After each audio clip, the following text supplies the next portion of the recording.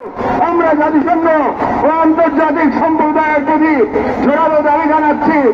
এক, জায়নবাদী ইসরায়েলের গণহত্যার বিচার আন্তর্জাতিক আদালতে নিশ্চিত করতে হবে।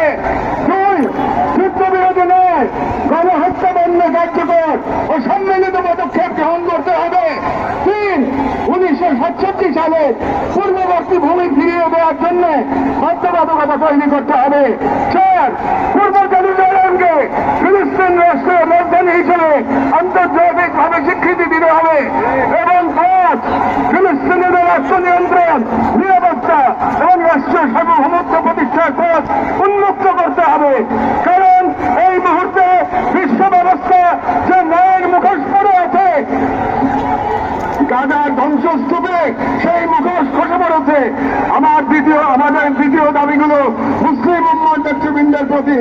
যেহেতু আমরা বিশ্বাস করি ফিলিস্তিন কেবল একটি ভূখণ্ড নয়, এটি মুসলিম উম্মত আত্মপরিচয়ের অংশ, এবং গাজা এখন কেবল একটি যুদ্ধবিধ্বস্ত শহর নয়, এটি আমাদের সম্মিলিত ব্যর্থতার বেদনাদায়ক প্রতিচ্ছবি।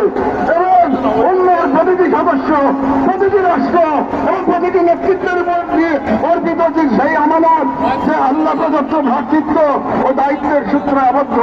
এবং ইসরায়েল একটি অবৈধ দখলদার গণহত্যাকারী রাষ্ট্র, যা মুসলিমদের প্রথম কিবলা ও একটা পুরো জনগোষ্ঠীর অস্তিত্ব নিশ্চিহ্ন করতে সর্বশক্তি নিয়োগ করেছে। এবং ভারতের হিন্দুত্ববাদ আজ এই অঞ্চলে জায়নবাদী প্রকল্পের প্রতিনিধিতে পরিণত হয়েছে।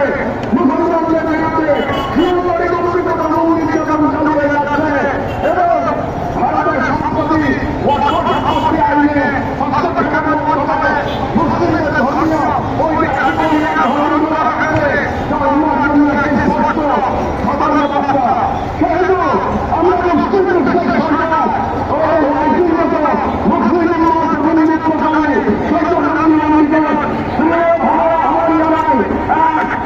ইসরায়েলের সাথে অর্থনৈতিক, সামরিক ও কূটনৈতিক সকল সম্পর্ক অবিলম্বে ছিন্ন করতে হবে। জায়নবাদী রাষ্ট্রের বিরুদ্ধে বাণিজ্যিক অবরোধ ও নিষেধাজ্ঞা আরোপ করতে হবে।